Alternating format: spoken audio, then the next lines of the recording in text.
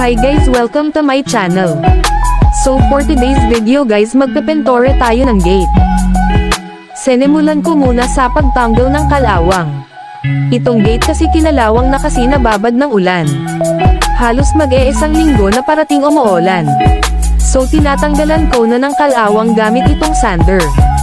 Sobrang kapal na kasi ng kalawang at nagmamadali ako kaya di ko na ginamitan ng rust converter. Ang teknik na ito ay napakabeles lang at napakalinas. Ganyan lang dapat ang pagmamain obra sa sander para smooth yung takbo. O diba goodbye kalawang talaga.